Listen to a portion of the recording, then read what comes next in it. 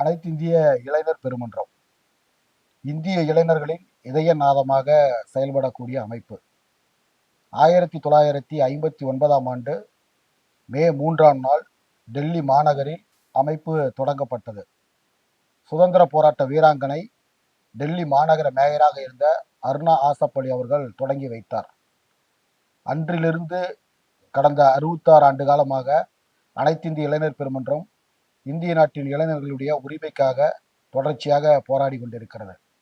மாவீரன் பகத்சிங்கினுடைய கொள்கை வழியில் அரசியல் விடுதலை, சமூக விடுதலை, பொருளாதார விடுதலை ஆகிய முழக்கங்களை முன்வைத்து செயல்படக்கூடிய இளைஞர் பெருமன்றம் வேலையின்மைக்கு எதிராக, கல்வி வியாபாரத்துக்கு எதிராக, சுற்றுச்சூழலை பாதுகாக்க இப்படி பல்வேறு கட்ட போராட்டங்களை தொடர்ச்சியாக நடத்தி கொண்டிருக்கிறது.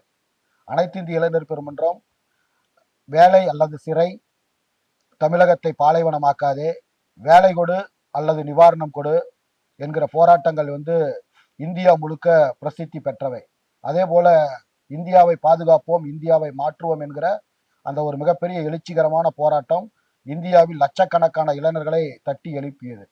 1970களில் ஏற்பட்ட மிகப்பெரிய பஞ்சம், இந்த பஞ்சத்திற்கு முடிவு கட்ட வேண்டும், பசி பட்டினியை போக்க வேண்டும் என்பதற்காக இந்திய கம்யூனிஸ்ட் கட்சி மற்றும் இடதுசாரி கட்சிகள் எல்லாம் டெல்லியில் ஒரு பிரம்மாண்டமான ஒரு பேர் இயக்கத்தை நடத்துவதற்கு திட்டமிட்டார்கள். அந்த பேர் இயக்கத்தில் லட்சக்கணக்கான இளைஞர்களை அணிதிரட்டி அனைத்திந்திய இளைஞர் பெருமன்றம் முழுமையாக பங்கெடுத்து கொண்டது.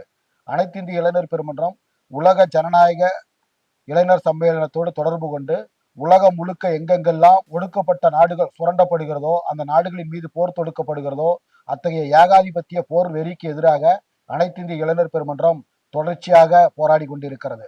குறிப்பாக இஸ்ரேல் பாலஸ்தீனத்தின் மீது தொடர்ந்து போர் நடத்தி வருகிறது. பல்லாயிரக்கணக்கான மக்களை கொன்று குவித்து வருகிறது என்பது அனைவரும் அறிந்தது. அப்படிப்பட்ட இஸ்ரேல் நாட்டினுடைய அதிபர் ஏரியல் சரோத் என்பவர் இந்தியாவுக்கு வருகை புரிந்த போது அவருக்கு எதிராக கருப்பு கொடி காட்டி அனைத்திந்திய இளைஞர் பெருமன்றத்தினுடைய தலைவர்கள் கைதாகினர். அதே போல அத்வானி ரத யாத்திரையை நடத்தி இந்தியாவையே கலவர பூமியாக மாற்றுவதற்கு முயற்சி செய்தார். அப்படிப்பட்ட அத்வானி தமிழ்நாட்டிற்கு வருகிற போது அவருக்கு எதிராக கருப்பு கொடி காட்டி தோழர்கள் கைது செய்யப்பட்டார்கள். அதே போல இலங்கை தமிழர் பிரச்சனை, இலங்கையில் தமிழ் மக்கள் லட்சக்கணக்கான பேர் படுகொலை செய்யப்பட்டார்கள். அந்த படுகொலைக்கு நீதி கேட்டு அனைத்திந்திய இளைஞர் பெருமன்றம் மாணவர் பெருமன்றத்தினுடைய இணைந்து கண்ணீர் தூதுவன் என்கிற ஒரு சிறப்பு ரயிலில் சென்று டெல்லியில் பிரம்மாண்டமான முற்றுகை போராட்டத்தை நடத்தினோம்.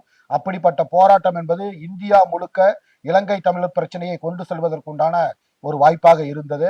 இப்படி எண்ணற்ற போராட்டங்களை நடத்தி வந்துள்ள அமைப்பு தான் அனைத்திந்திய இளைஞர் பெருமன்றம். குறிப்பாக தமிழ்நாட்டில் ஊழல் வன்முறைக்கு எதிராக இளைஞர் பெருமன்றம் தொடர்ச்சியாக போராட்டம் நடத்தியதனுடைய விளைவாக சேலத்தில் தோழர் எம் சிவக்குமார் அவர்கள், நெல்லையில் பேர் சுடலைமுத்து அவர்கள், அதே போல திருவாரூர் ஜெயக்குமார் அவர்கள் வெட்டி படுகொலை செய்யப்பட்டார்கள். இப்படிப்பட்ட தோழர்கள் படுகொலை செய்யப்பட்ட பிறகும் அனைத்திந்திய இளைஞர் பெருமன்றம் முன்னிலும் வீரியமாக செயல்பட்டு வரக்கூடிய ஒரு அமைப்பாக இன்றைக்கும் இருக்கிறது. குறிப்பாக சமீப காலத்தில் அனைத்திந்திய இளைஞர் பெருமன்றம் நடத்திய மிக முக்கியமான இயக்கம் எங்கே எனது வேலை என்கிற அந்த 10 நாள் பிரச்சார பேரு இயக்கம். அதன் நிறைவாக திருச்சியில் நடைபெற்ற ஒரு எழுச்சிமிக்க மாநாடு.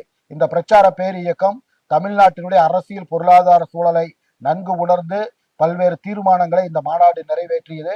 இந்த பிரச்சார இயக்கத்தில் பல்லாயிரக்கணக்கான இளைஞர்கள் கலந்து கொண்டார்கள்.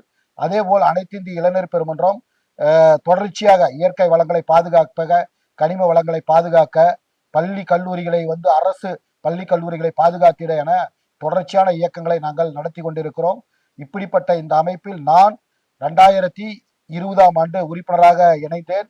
2023ஆம் ஆண்டு விருதுநகர் மாவட்டம் பிளவுக்கல்லில் நடைபெற்ற பயிற்சி முகாமில் கலந்து கொள்வதற்குண்டான வாய்ப்புகள் கிடைத்தது. அந்த பயிற்சி முகாமில் நடத்துவதற்குண்டான ஏற்பாடுகளை அன்றைய மாநில செயலாளர் தோழர் மு வீரபாண்டியன் அவர்களும் மாநில தலைவர் தோழர் இரா சிசுபாலன் அவர்களும் சிறப்பாக செய்திருந்தார்கள். கிட்டத்தட்ட 100க்கும் மேற்பட்ட இளைஞர்கள் கலந்து கொண்டிருந்தார்கள். அந்த பயிற்சி முகாமில் பங்கேற்றுக் கொண்ட ஒரு சிறுவன் தான் இன்றைக்கு மாநில செயலாளராக செயல்பட்டு வருகிறேன். அந்த பயிற்சி முகாமில் கலந்து கொண்டுள்ள பல்வேறு தோழர்களும் இன்றைக்கு இந்திய கம்யூனிஸ்ட் கட்சியினுடைய மாவட்ட செயலாளர்களாக, அனைத்திந்திய இளைஞர் பெருமன்றத்தினுடைய மாநில நிர்வாகிகளாக இன்றைக்கும் செயல்பட்டு வருகிறார்கள். இப்படி அனைத்திந்திய இளைஞர் பெருமன்றத்தில் சேர்ந்து பணியாற்றுவது என்பது இந்த சமூகத்தில் பற்றி புரிந்து கொள்வதற்கும், இளைஞர்களை பற்றி புரிந்து கொள்வதற்கும், இந்த சமூகத்தில் நமக்கு உண்டான ஒரு அந்தஸ்தை உயர்த்தி இந்த அமைப்பு நமக்கு வழங்கி இருக்கிறது என்பது ஒரு பெருமைக்குரியது. குறிப்பாக அனைத்து இந்திய இளைஞர் பெருமன்றம் பல்வேறு பிரச்சனைகளுக்கான தொடர் இயக்கங்களை நடத்துகிற போது கிடைக்கக்கூடிய ஊழியர்கள் எல்லாம் இன்றைக்கு இந்த சமூகத்தில் ஒரு ஒழுக்கம் உள்ளவர்களாக, நேர்மையானவர்களாக, மக்களை நேசிக்கக்கூடியவர்களாக, இளைஞர் உரிமைக்காக போராடக்கூடியவர்களாக இன்றைக்கு விளங்கி வருகிறார்கள். குறிப்பாக அனைத்து இந்திய இளைஞர் பெருமன்றத்தினுடைய பணியாற்றிய தலைவர்கள் தான் தோழர் து. ராஜா அவர்கள், கே. சுப்பராயன் அவர்கள், மு. வீரபாண்டியன் அவர்கள், தோழர் தா. லெனின் அவர்கள், தோழர் சி. மகேந்திரன் அவர்கள், இரா. திருமலை அவர்கள் எல்லாம் இன்றைக்கு தமிழ்நாடு போற்றக்கூடிய, இந்திய நாடு போற்றக்கூடிய இடதுசாரி தலைவர்களாக இன்றைக்கு விளங்கி வருகிறார்கள்.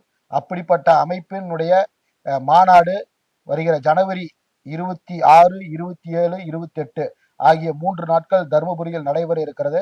இம்மாநாட்டின் முதல் நாளான ஜனவரி 26ஆம் தேதி லட்சக்கணக்கான இளைஞர்கள் பங்கு பெறக்கூடிய பிரம்மாண்டமான பேரணி நடைபெற இருக்கிறது. கட்டணமில்லா கல்வி, அனைவருக்கும் வேலை என்கிற முழக்கத்தோடு நடைபெறும் இந்த பிரம்மாண்டமான பேரணியில் தமிழ்நாட்டை சார்ந்த இளைஞர்களும் மாணவர்களும் லட்சக்கணக்கில் வந்து அணிதிரண்டு வந்து கலந்து கொள்ள வேண்டும் என அனைத்து இந்திய இளைஞர் பெருமன்றம் சார்பில் வேண்டுகோள் வைக்கிறோம்.